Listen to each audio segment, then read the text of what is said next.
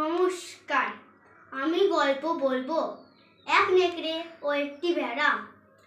একদিন একটি ভেড়া জল খেতে একটি পাহাড়ের নিচে এলো। পাহাড়ের গা বেয়ে ঝর্ণার জল নিচে নেমে আসছে। এই পাহাড়ের গুহায় একটি নেকড়ে বাঘ বাস করত। ভেড়াটা জানতো না সে মাঠে ঘাস খেয়ে জল খেতে এসেছিল। পাহাড়ের ওপর থেকে ভেড়াটাকে দেখে তাকে খাওয়ার খুব লোভ হলো নেকড়ের।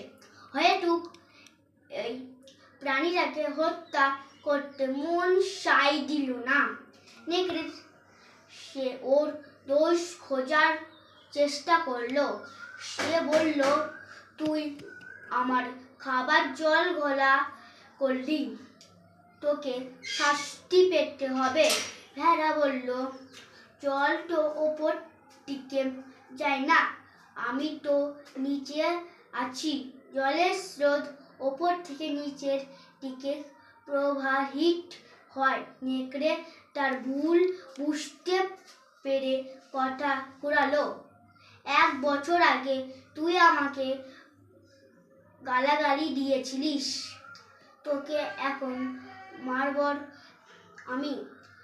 ভেড়া আবার বলল, তখন আমার জন্মই হয়নি, সবে তো 8 মাস বয়স হয়েছে। আমার কথার এবারও পেরে উঠল না। নেকড়ে মনে মনে ভেড়ার ওপর খুব রাগ হলো। তার কথায় আর পারা যাবে না।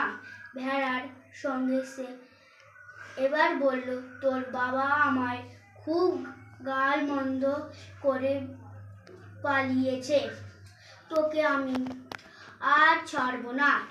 এই বলেই সে ঝাঁপিয়ে পড়ল ভেড়ার ওপর। নিরীহ ভেড়া সে পেরে উঠবে না কেন, নেকড়ের সঙ্গে সে মারা পড়ল নেকড়ের হাতে। নীতিকথা, দুষ্টির ছলের অভাব থাকে না। নমস্কার।